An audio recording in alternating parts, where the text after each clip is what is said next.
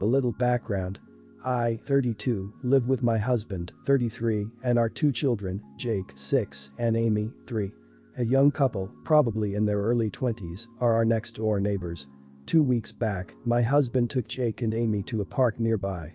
Ideally I would have gone too, as it's easier to manage the kids when we're both there, but I had important office work that day, and husband had a day off. Jake wanted to use the swing, but husband forbade it since he was alone with the two of them and said that they'd just walk around. Sometime later, Amy got a pebble in her shoe or something, and he sat her down on a bench to check it.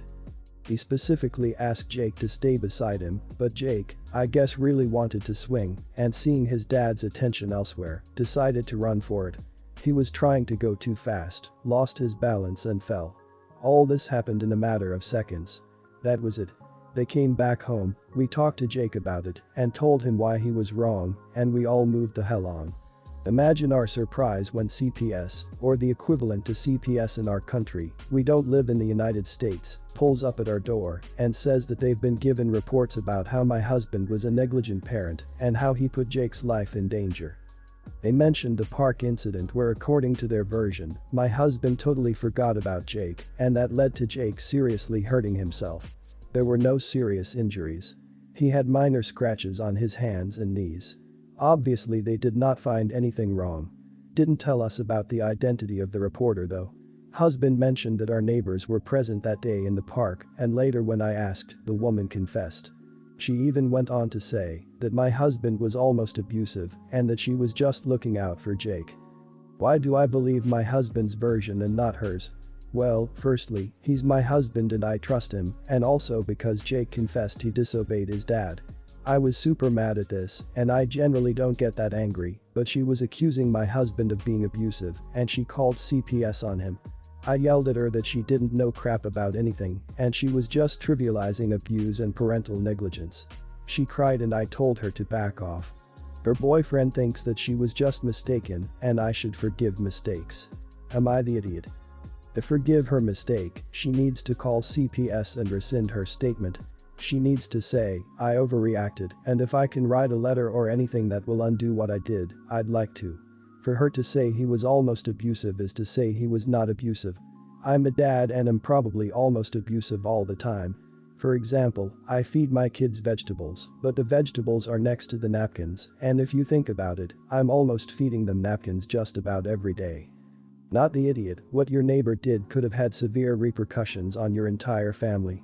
This kind of stuff happens with young kids all the time. Your son wanted to play on the swings, so he took the opportunity of his distracted father to do so. Calling the equivalent of CPS on you should not have been her first reaction. You could have lost your kids, and your husband could have ended up facing possible prison time depending on your country. If she was that concerned about the well-being of Jake and Amy, she could have taken you aside later in the day and addressed this issue with you first. Not the idiot, the lady was at least embellishing the story she told CPS about what happened. She would have seen the son wasn't seriously injured after that fall. If she just caught a glimpse of the son darting off to use the swing set while your husband helped your daughter, she could see that as negligence, not putting the kid's life in danger, as I doubt this playground was near a highway. But that just means she's never even dealt with children before. Yelling at her is understandable, but a bit of an idiot move, but I would have yelled at her too, so I won't say you're the antagonist for that. I would say she's the idiot for embellishing the story, maybe to the point of lying and wasting CPS's time and resources. Let me start the post off by saying my 22 love language is gift giving. He loved to shop for people, he loves to give gifts, especially extravagant ones. For example, over the 3 years we've been together, he's given me a car, 3 dogs, a new phone and many more smaller items. I on the other hand struggle with gift giving, especially for him. He is the person, if he wants it, he will buy it for himself. 2 different times I had purchased him a gift, before the holiday rolled around he had went and purchased the exact same thing for himself. So finding something he both likes and doesn't already have is a struggle. This year I decided I would go above and beyond. I set aside a couple $1,000s, a lot for me, not so much for him, to make sure I can get him extravagant gifts. This year he discussed with me he wanted to go to Puerto Rico. Immediately I found a 4-bedroom house, more than enough room for his friends, him and I. I also booked a yacht for us to spend the day on. That ended up being more than I set aside for, but I booked the yacht anyways, since he always goes above and beyond for me and I wanted him to have a great birthday. Well, tonight I asked him if I should purchase his gifts here and travel with him, or if I should go shopping in Puerto Rico. He tells me I was not coming. Note earlier this week he discussed us going to Puerto Rico. Also discussed how his friend non-named would be traveling with United States on this trip. So he immediately sensed my confusion. He quickly started backtracking and told me I would be coming just at the end of the week, missing his birthday. My feelings were hurt at first. To think the person I wanted to spend my birthdays with doesn't want to spend theirs with me hit a little different. My feelings soon changed as I realized this also meant I would miss out on the yacht I went over budget on. Immediately I went to cancel the yacht, trying to get some form of payment back since it had already been 24 hours since booking. The yacht was a surprise, so it was never mentioned, but after cancelling it and only getting partial refund, I told him what I had planned. I also told him since I would have to wait 5 days after his birthday to even see him, his gifts would not be as extravagant and I would not have things like a cake decorations or anything set up for him. He told me I was the idiot. The yacht was for him and not me, so regardless if I attended I should have left a reservation in place. He also tells me his gifts should not change since he will see me after his birthday. I disagree. I can't imagine spending thousands of dollars on gifts for someone just to give it to them a week after their birthday. I also cannot imagine spending over $1,000 on a yacht that I will never see. Am I the idiot for cancelling my plans for SO birthday after finding out I am not invited? Not the idiot. Honestly, I think you should do the next steps. 1. Don't spend 1 cent more on his birthday and get refunds on everything you can, even if it means ruining the trip for him and his friends. 2. Give him exactly 1 chance to apologize profusely and compensate you, probably in a material way, as that is your love language, for how he disrespected you.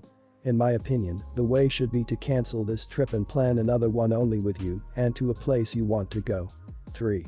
If he does not do 2 correctly, dump him and that is it. You bought a trip and he uninvited you on the trip that you planned and paid for. That's not how that works. If he is that afraid of you being around the whole time, that would appear like a red flag to me. Do any of his friends have girlfriends you're close with? Spend the yacht money on a room for the girls. I do think that when you see the person shouldn't change what gifts they get, but honestly, he can't demand more expensive gifts when he put you in the back seat. Not the idiot. Why do you have to wait 5 days after his birthday to be with him? If he wanted it to be a holiday with just the boys, he should have specified that in beginning to you. Then it would have been up to you, OP, whether or not you wanted to contribute to the funds for that trip. Your boyfriend changing the narrative at last minute means he had plans to do something down there and does not want to include you. Let him be mad. Boyfriend wants to spend with the boys, he can go ahead and do it. Tell him to have his friends to pitch in for a yacht if he wants it so much. My husband, 30, is graduating college. His class decided to go out to celebrate with drinks after their exams. He said significant others weren't invited. I had a routine checkup with my primary just before the celebration started and she found a lump on my breast. I'm young, but have a history of breast cancer on my mom's side. My aunt died before the age of 35 from it. She wanted me to get a biopsy that day and referred me to the correct place. It was going to be a few hours before they could see me as they were doing her a favor, and it was obviously short notice. I was a crying mess, so my husband reluctantly agreed for me to come wait with him at the bar for my appointment time. I got to the bar, introductions were made, and although I was quite scared, I felt I was nice to everyone and as talkative as I could be. I left my husband at the bar with his classmates and went for the biopsy, followed by a mammogram. It was terrifying, but my doctor was great and a nurse held my hand through it all. When I got home, my husband was pissed at me. Apparently I offended his classmates because I was standoffish and rude to them and, in their words, just an overall downer that brought down the mood of the celebration. He said I embarrassed him and he regretted having me join them. I now feel terrible, like I ruined his day to celebrate with his friends and maybe should have just kept the situation to myself so as not to bring him and them down. Your husband was unsympathetic, unsupportive and playing cruel. And his friends were damn out of line. There's no way I'd even listen to my friends criticizing my partner like that, let alone repeating the message to him. You were getting a biopsy and mammogram, in itself a scary thing, but worse because you've a history of cancer, and not only did your husband not go with you, but he criticized you for acting down. I hope he changes his attitude. Not the idiot. Your husband should have been at the appointment with you if you wanted him there.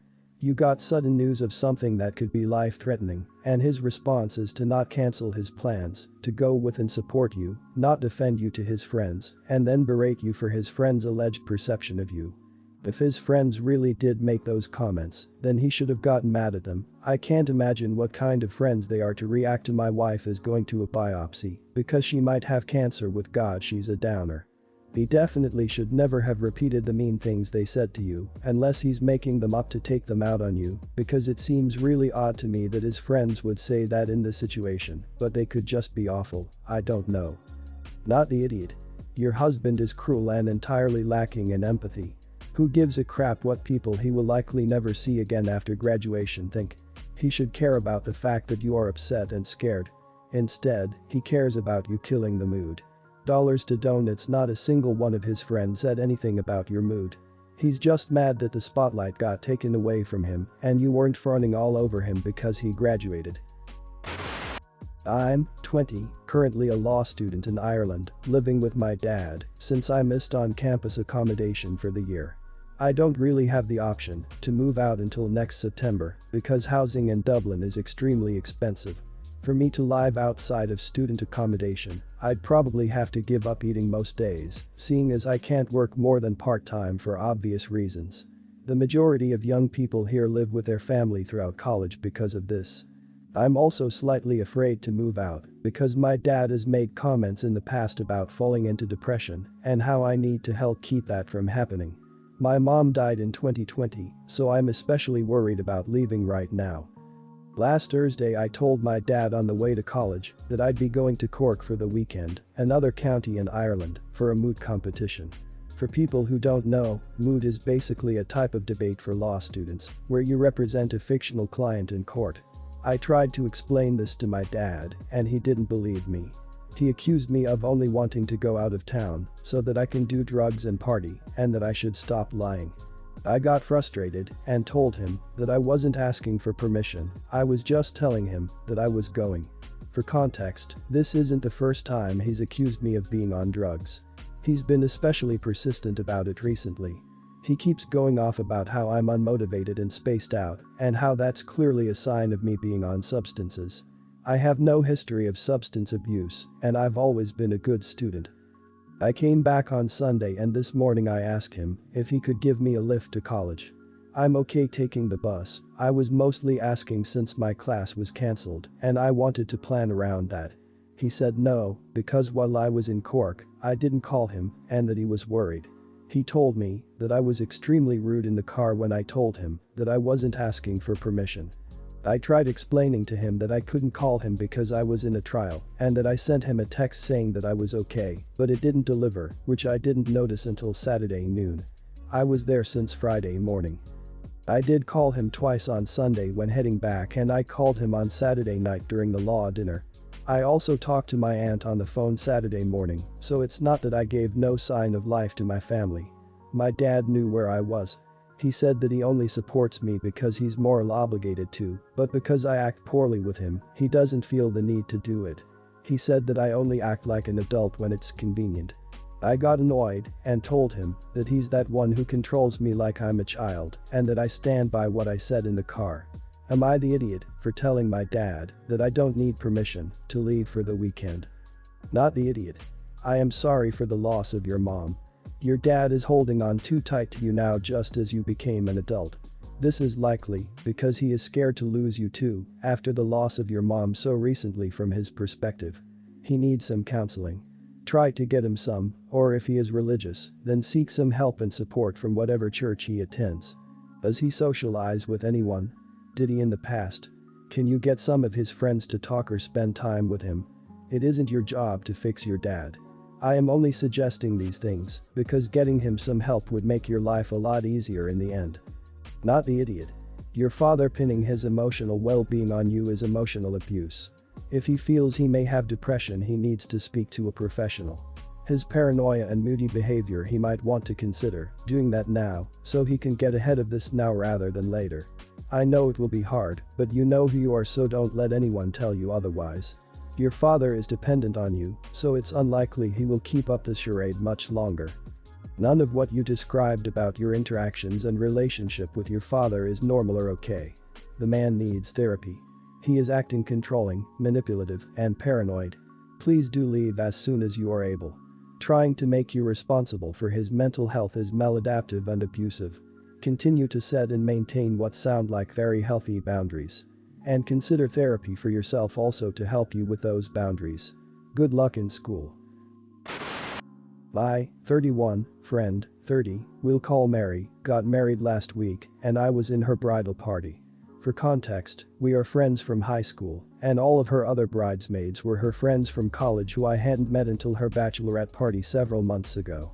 I also wasn't familiar with anyone at this wedding outside of Mary's immediate family. I was supposed to attend the wedding with my own fiancé, but he contracted COVID 5 days before we were supposed to leave and made the choice to stay home for everyone's safety. I tested negative, and we don't live together. Our 5th anniversary of our first date was 2 months ago, and he got me a beautiful opal necklace on a gold chain, specifically to wear to the wedding, because it complemented my bridesmaid dress. I asked Mary in our bridal party group chat if she was alright with us wearing our own jewelry to the wedding. She said no problem. Day of the wedding comes, all of us bridesmaids and Mary meet early in the morning for pictures outside the chapel. Mary sees my necklace and loves it, and actually asked if she could switch her necklace with mine. Some other bridesmaids chime in and say that it would be her something borrowed.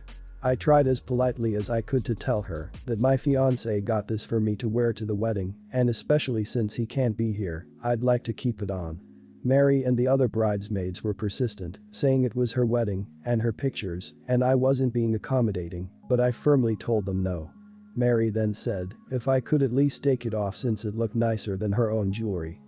Again, I told her I'd rather not. I'd like to share the wedding photos of myself in the necklace with my fiancé. She was not happy, neither of the bridesmaids were either. I received a lot of cold shoulders and dirty looks at the ceremony and reception. I felt awful. After the first dance, Mary's sister came up to me to tell just how upset Mary was and rude it was that I upset her so on her big day. Am I an idiot? It's been more than a week and I'm still thinking about it non-stop, and Mary hasn't answered any of my texts. Unless your fiancé is rich as hell, and this is some huge gaudy opal that will draw attention in all the photos, not the idiot. Her asking to wear it, a singular time with no context of where it was from, was fine, though still a bit weird in my opinion, but continuously pestering you for it was so out of line. Personally, I probably would have agreed to flip the necklace around for at least some of the photos, but if she's really so butthurt about it, she can get it edited out of the pictures anyway. Just because it's someone's wedding doesn't mean the bride can ask anything they want of their guests. The bride made the plans she wanted and then changed her mind. She's the idiot.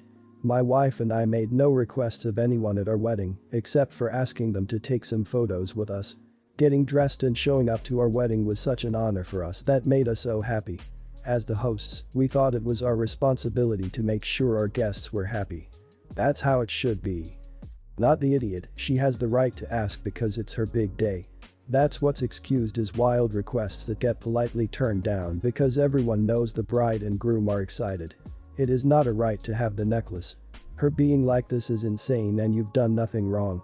I could see myself asking and maybe being a bit embarrassed if they said no. I would not push it. Plus that's a very reasonable request. The jewelry is yours and is from your husband because he couldn't be with you. Knowing that I would not want to wear it, you know.